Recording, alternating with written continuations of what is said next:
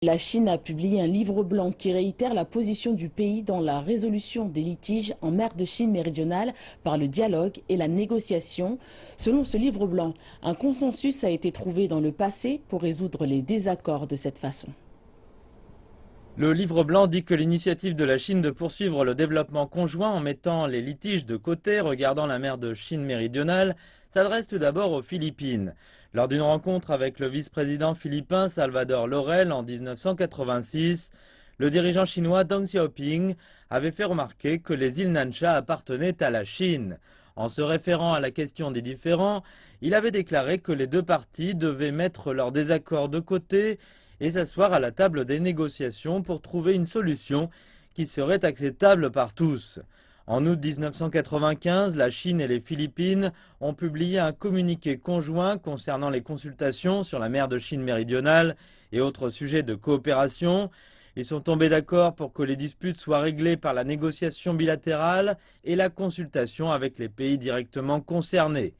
Plus tard, les deux parties ont réaffirmé leur accord sur la question dans un nombre de documents bilatéraux. En novembre 2002, la Chine et les 10 membres de l'ASEAN ont signé la déclaration sur la conduite des parties en mer de Chine méridionale, dans laquelle les nations s'entendaient pour résoudre leurs différends territoriaux et leurs disputes juridictionnelles de manière pacifique. La quatrième partie de la conduite des parties en mer de Chine méridionale stipule clairement que les litiges en mer de Chine méridionale doivent se résoudre de façon pacifique par des discussions entre les parties. Une série de documents a été publiée pour confirmer ceci quand les dirigeants de Chine et des Philippines se sont rencontrés. Si les documents gouvernementaux pouvaient être rompus ou abandonnés à tout moment, c'est la fondation des relations internationales et de la confiance mutuelle qui serait mise à mal. Le livre blanc dit que la Chine et les Philippines ont fait des progrès dans la gestion de leurs différends et la conduite de leurs pratiques de coopération maritime. En 1999, les deux parties ont tenu la première réunion du groupe d'experts Chine-Philippines sur les mesures d'édification de la confiance. Dans une déclaration de presse conjointe publiée en avril 2001, on lisait « La série d'accords et de consensus trouvés par les deux parties a joué un rôle constructif dans le maintien du développement sain des relations Chine-Philippines et dans la paix et la stabilité en mer de Chine méridionale ».